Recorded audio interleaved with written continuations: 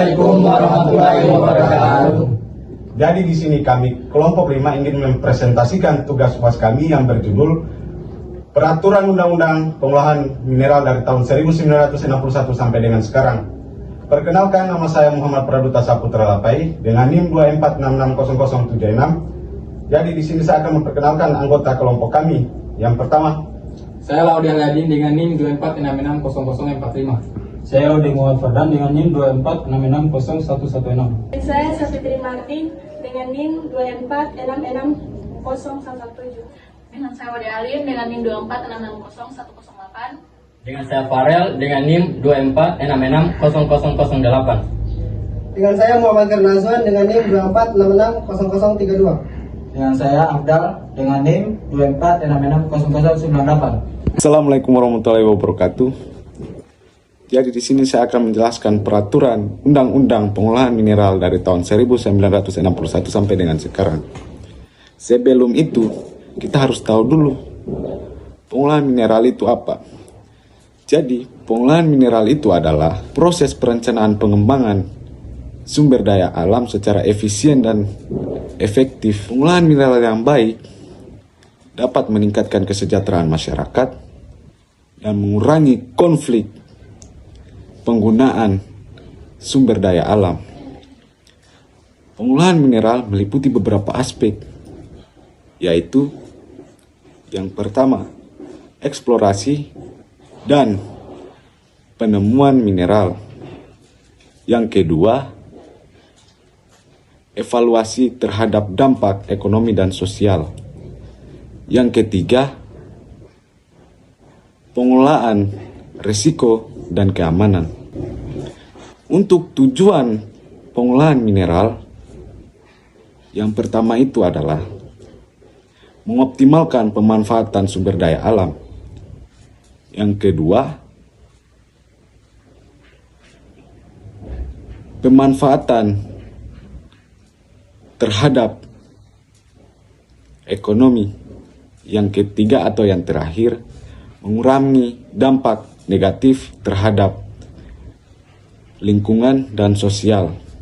Setelah itu, undang-undang yang terkait dalam pengolahan undang-undang dari tahun 1961 sampai dengan sekarang, yaitu yang pertama, Undang-Undang Nomor 37 Tahun 1961 tentang penggantian sistem kolonial. Peraturan Undang-Undang Nomor 11 Tahun 1967 tentang dasar hukum Orde Baru. Yang ketiga, Undang-Undang Nomor 4 Tahun 2009 memiliki bunyi tentang pengolahan dan pemurnian minerba. Undang-Undang Nomor 23 Tahun 2010 tentang pelaksanaan kegiatan usaha pertambangan minerba. Energi dan sumber daya mineral Nomor 7 Tahun 2012 tentang peningkatan nilai tambah mineral melalui pengolahan dan pemurnian. Undang-Undang Nomor 23 Tahun 2020 yang merubah Undang-Undang Nomor 4 Tahun 2009, yaitu memperketat kewajiban pengolahan. Dengan catatan, Undang-Undang Nomor 3 Tahun 2020 menjadi dasar hukum utama pengolahan mineral di tahun 2024 sampai 2025, dan belum ada revisi undang-undang baru yang menggantikannya hingga pertengahan 2025. Warahmatullahi wabarakatuh. Nama saya Wade Alin dengan NIM 246600108. Saya akan memaparkan materi tentang Undang-Undang Pengolahan Mineral pada tahun 1961 sampai dengan 1967. Pada awal penerapannya, Undang-Undang tahun 1961 hingga 1967 masih lemah penerapannya. Ini disebabkan oleh teknologi dan juga modal. Namun Undang-Undang tahun 1961 dan 1967 menjadi dasar hukum pertambangan untuk hilirisasi Indonesia pada era-era selanjutnya. Pada tahun 1961 tidak ditemukan undang-undang yang resmi terkait pengolahan mineral. Namun ada beberapa undang-undang terkait, yaitu misalnya Undang-Undang Pemerintah nomor 3 tahun 1961, juga keputusan pemerintah nomor 198 tahun 1961, yaitu tentang pembentukan negara tambang bauksit Indonesia, yang dimana di situ menjelaskan bahwa negara peduli pada pengolahan sumber daya mineral. Pada tahun 1961, undang-undang yang lebih relevan terhadap pengolahan mineral dapat dilihat pada Undang-Undang Nomor 11 Tahun 1961 tersebut, yaitu tentang kegiatan pertambangan yang mencakup pengusahaan dan pengolahan mineral. Hal ini menitikberatkan pada gas dan minyak. Walaupun hal tersebut menetapkan pada gas dan minyak, namun undang-undang ini sebenarnya memiliki cakupan yang luas, termasuk tentang pengolahan sumber daya mineral. Pada tahun 1967, undang-undang yang keluar ialah nomor 3 tahun tersebut tentang pengolahan mineral secara terperinci, yaitu eksplorasi, eksploitasi, pengolahan juga pemurnian mineral. Pada tahun 1967 ini menjadi cikal bakal dasar hukum pengolahan mineral di Indonesia pada masa-masa selanjutnya. Pada tahun 1961 hingga 1967, di antara renggang waktu tersebut tidak ada undang-undang terkait pengolahan mineral yang keluar. Itu dikarenakan kestabilan ekonomi yang sedang menurun, perpindahan kekuasaan atau politik yang sedang bergejolak pada tahun itu, juga Indonesia yang sedang dalam tahap persiapan menjadi sebuah negara kesatuan yang utuh. Baiklah, cukup sekian pemaparan materi saya tentang Undang-Undang Pengolahan Mineral pada tahun 1961 hingga 1967. Untuk tahun-tahun berikutnya hingga sekarang akan dijelaskan oleh teman kelompok saya yang lainnya. Terima kasih. Assalamualaikum warahmatullahi wabarakatuh. Perkenalkan, nama saya Wade Aladin dengan NIM 24660045. Di sini saya akan menjelaskan peraturan tentang pengelolaan mineral pada tahun 2009 sampai 2010. Di Indonesia diatur dalam Undang-Undang Nomor 4 Tahun 2009 tentang pertambangan mineral dan batubara. Berikut beberapa poin penting dari peraturan tersebut.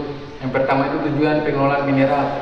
Pengelolaan mineral dan batubara untuk memberi nilai tambah secara nyata bagi perekonomian nasional dan menjamin pembangunan nasional secara berkelanjutan. Yang kedua itu pengusahaan mineral. Mineral dan batubara sebagai sumber daya alam yang tak terbarukan merupakan kekayaan nasional yang dikuasai oleh negara untuk sebesar-besar kesejahteraan rakyat. Yang ketiga itu kewenangan pengelolaan. Pemerintah memiliki kewenangan untuk menetapkan kebijakan nasional, membuat peraturan perundang-undangan, dan menetapkan standar nasional, pedoman, dan kriteria. Yang keempat itu izin usaha pertambangan. Izin usaha pertambangan diberikan dalam bentuk IUP, izin usaha pertambangan, dan IUPK, izin usaha pertambangan khusus. Kelima itu pengendalian produksi dan ekspor. Pemerintah dapat menetapkan kebijakan pengutamaan mineral dan atau batubara untuk kepentingan dalam negeri dan pengendalikan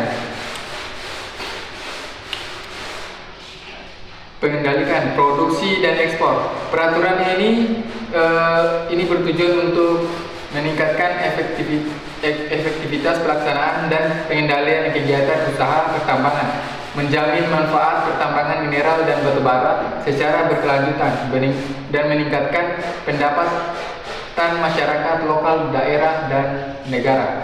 Sekian dari saya. Wassalamualaikum warahmatullahi wabarakatuh. Assalamualaikum warahmatullahi wabarakatuh. Perkenalkan, nama saya Muhammad Khairul Azwan dengan NIM 24660032. Di sini saya akan menjelaskan materi tentang peraturan Undang-Undang Pengolahan Mineral pada tahun 2012, yaitu mengatur kewajiban pengolahan dan pemurnian mineral di dalam negeri bagi komoditas mineral. Tujuannya untuk meningkatkan nilai tambah produk tambang, mencegah dan dampak ekspor biji mentah, dan mendukung pembangunan industri internasional. Komoditas wajib diproses meliputi biji tembaga, emas, perak, timah, timbal, seng, kromium, molybdenum, briquette, besi pasir besi, nikel, kobalt, mangan, dan atimon.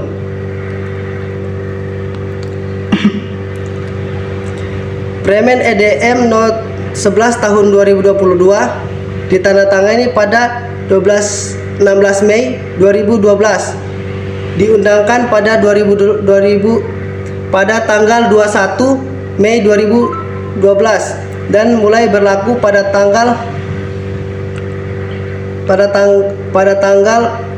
pengundangan tersebut. Berikut sebagai perubahan atas Permen nomor 7 tahun 2012 menambahkan pasal 21A memungkinkan pemegang IUP operasional produksi dan IPR menjual biji mineral mentah ke luar negeri hanya jika mendapat rekomendasi dari Menteri SDM serta memenuhi syarat seperti status IUP Clear and Clean, kewajiban keuangan terpenuhi, adanya rencana kerja pengolahan di dalam negeri, dan menandatangani pasca integritas. Juga menambah pasal 25A yang menindaklanjuti mekanisme rekomendasi konsultasi dan prosedur.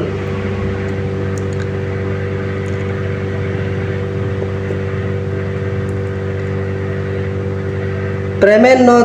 7 2012 adalah peraturan utama yang menetapkan kewajiban pengolahan pemurnian mineral sebelum diekspor. Permen nomor 11 tahun 2012 adalah revisi yang menambah proses administrasi rekomendasi ekspor biji untuk pemegang IUP. Kedua aturan ini sudah digantikan oleh Permen SDM nomor 1 tahun 2014. Sekian materi dari saya. Wassalamualaikum warahmatullahi wabarakatuh. Assalamualaikum warahmatullahi wabarakatuh.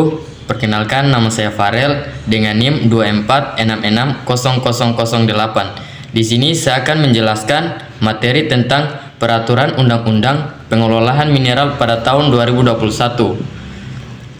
Peraturan Undang-Undang Nomor 96 Tahun 2021 tentang pelaksanaan kegiatan usaha pertambangan mineral dan batubara menjadi salah satu peraturan penting yang mengatur tentang pengelolaan mineral di Indonesia. Peraturan ini memiliki beberapa poin. Yang pertama, rencana pengelolaan mineral dan batubara nasional. Peraturan ini mengatur tentang rencana pengelolaan mineral dan batubara nasional yang disusun dengan mempertimbangkan daya dukung sumber daya alam dan lingkungan, pelestarian lingkungan hidup, rencana tata ruang wilayah. Poin kedua, perizinan perusahaan. Peraturan ini juga mengatur di bidang pertambangan mineral dan batubara, termaksud izin usaha pertambangan rakyat, dan izin usaha pertambangan khusus. Poin ketiga, peningkatan nilai tambang mineral.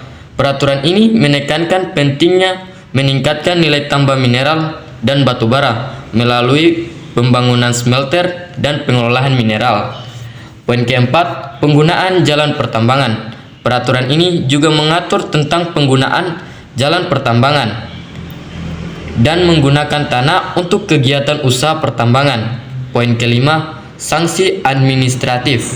Peraturan ini menentukan sanksi administratif bagi pelaksana terhadap peraturan ini.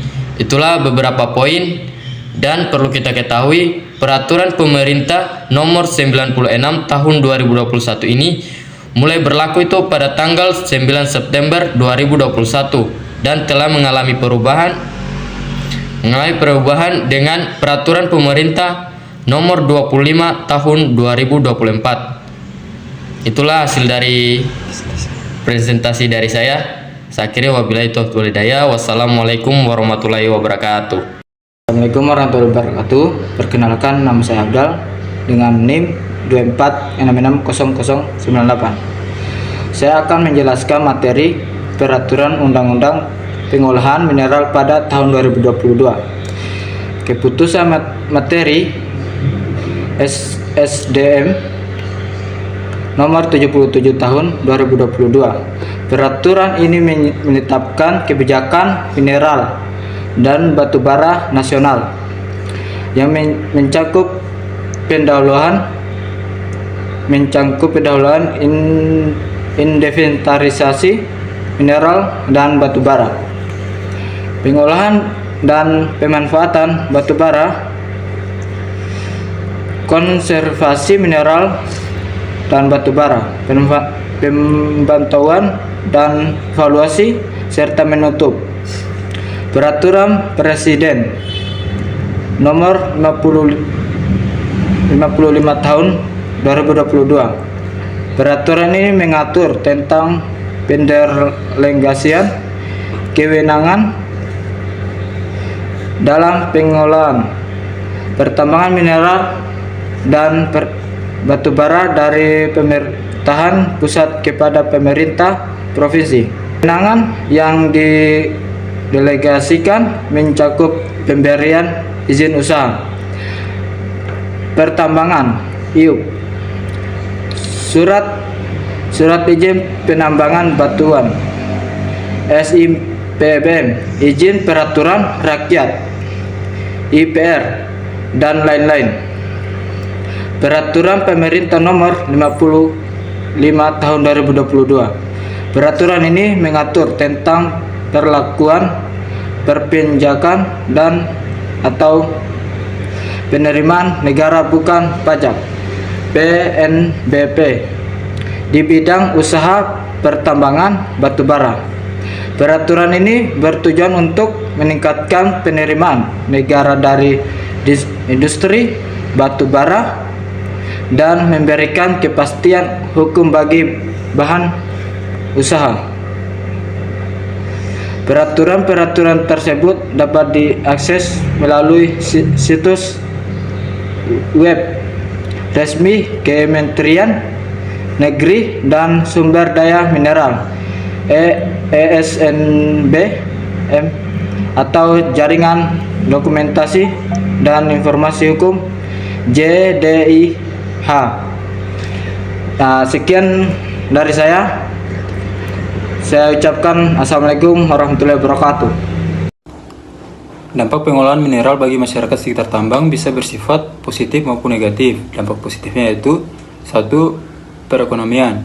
Pengolahan mineral dapat memberikan manfaat ekonomi bagi masyarakat sekitar tambang seperti lapangan pekerjaan dan pendapatan. Yang kedua, infrastruktur. Pengolahan mineral dapat memungkinkan pembangunan infrastruktur seperti jalan dan fasilitas umum yang dapat meningkatkan kualitas hidup masyarakat sekitar tambang. Yang ketiga, pembangunan komunitas. Pengolahan mineral yang berkelanjutan dapat memungkinkan pembangunan komunitas yang lebih baik, seperti pendidikan dan kesehatan. Lalu dampak negatifnya yaitu dampak kesehatan. Pencemaran lingkungan dan limbah berbahaya dari pengolahan mineral dapat mempengaruhi kesehatan masyarakat sekitar tambang, seperti penyakit respirator dan kanker. Yang kedua, pengambilan lahan. Pengolahan mineral dapat menyebabkan pengambilan lahan masyarakat adat atau petani yang dapat mempengaruhi mata pencaharian mereka dan kehidupan mereka. Yang ketiga, konflik sosial. Pengolahan mineral yang tidak transparan dan tidak Lalu dampak negatifnya yaitu dampak kesehatan. Pencemaran lingkungan dan limbah berbahaya dari pengolahan mineral dapat mempengaruhi kesehatan masyarakat sekitar tambang, seperti penyakit respirator dan kanker. Yang kedua, pengambilan lahan. Pengolahan mineral dapat menyebabkan pengambilan lahan masyarakat adat atau petani yang dapat mempengaruhi mata pencarian dan kehidupan mereka. Yang ketiga, konflik sosial. Pengolahan mineral yang tidak transparan dan tidak berkelanjutan dapat menyebabkan konflik sosial antar masyarakat, perusahaan, dan pemerintah. Yang keempat, kerusakan lingkungan. Pengolahan mineral yang tidak berkelanjutan dapat menyebabkan kerusakan lingkungan seperti deforestasi, polusi air dan udara, serta perubahan ekosistem. Yang kelima, gangguan sosial budaya. Pengolahan mineral dapat menyebabkan gangguan sosial budaya masyarakat sekitar tambang, seperti perubahan nilai dan norma sosial. Jadi, untuk meminimalkan dampak negatif dan memaksimalkan dampak positif, perusahaan pengelolaan mineral harus melakukan pengelolaan yang berkelanjutan dan bertanggung jawab, serta melibatkan masyarakat sekitar tambang dalam proses pengambilan keputusan. Sekian presentasi dari kelompok kami tentang materi Peraturan Undang-Undang Pengolahan Mineral dari tahun 1961 sampai dengan sekarang. Kami akhiri presentasi ini dengan ucapan wassalamualaikum warahmatullahi wabarakatuh. Waalaikumsalam.